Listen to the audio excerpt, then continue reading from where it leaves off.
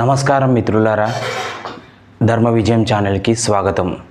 మిత్రులారా, నా కంటెంట్ నచ్చినట్టయితే లైక్ చేయండి, షేర్ చేయండి, సబ్స్క్రైబ్ చేయండి. మీరు ఇచ్చే ప్రోత్సాహం వల్ల నేను మరెన్నో వీడియోలు చేయగలుగుతాను. మిత్రులారా, 12వ తేదీన ఆంధ్రప్రదేశ్ ప్రభుత్వం వారు తల్లికి వందనం అనే ప్రోగ్రాం కింద ఒక్కో తల్లికి ఎంతమంది పిల్లలు ఉంటే అంతమంది పిల్లలకి 13,000 చొప్పున ఆంధ్రప్రదేశ్ ప్రభుత్వం వారు అకౌంట్లో డిపాజిట్ చేశారు.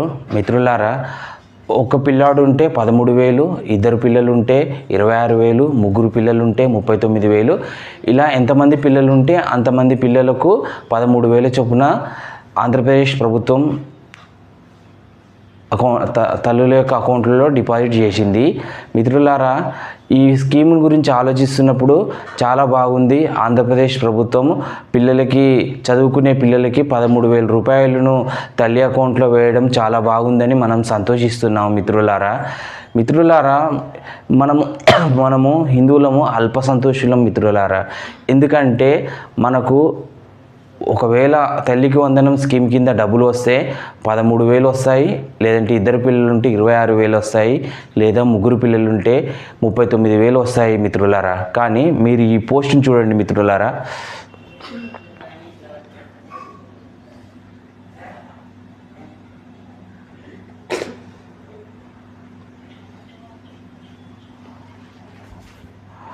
మిత్రులారా, ఇందులో ఏముందంటే, అన్నమయ్య జిల్లాలో ఒకే కుటుంబానికి 12 మంది పిల్లలకి ఈ పథకం వర్తించింది.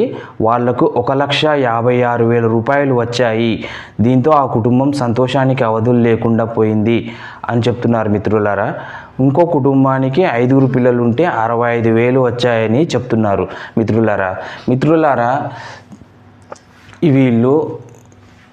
వీళ్ళు మరకలు మిత్రులారా.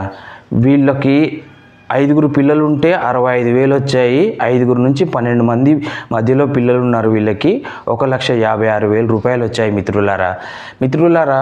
మనమేమో కష్టపడి ట్యాక్సులు కట్టి మన పిల్లల కోసము మనం శ్రమిస్తూ ఉంటే మనకు దక్కింది 13,000 లేదా 26,000, మ్యాక్సిమం 39,000. హిందువులకి ఇంతకు మించిన పిల్లలు ఉండరు మిత్రులారా. కానీ ఈ మరకలు కేవలం పిల్లల్ని కని వాళ్ళు ప్రభుత్వం నుంచి అధిక సబ్సిడీలు పొందుతున్నారు మిత్రులారా. వీళ్ళు సంపాదించేది ఏం లేదు. హిందువులు కట్టిన ట్యాక్స్ డబ్బుల నుంచి హ్యాపీగా డబ్బులు తీసుకుంటున్నారు, పిల్లల్ని కంటున్నారు, పథకాలని పొందుతున్నారు. ట్యాక్సులు కట్టేదేమో హిందువులు, అధిక ప్రయోజనం పొందేదేమో ఇక్కడ ఈ మరకలు మిత్రులారా.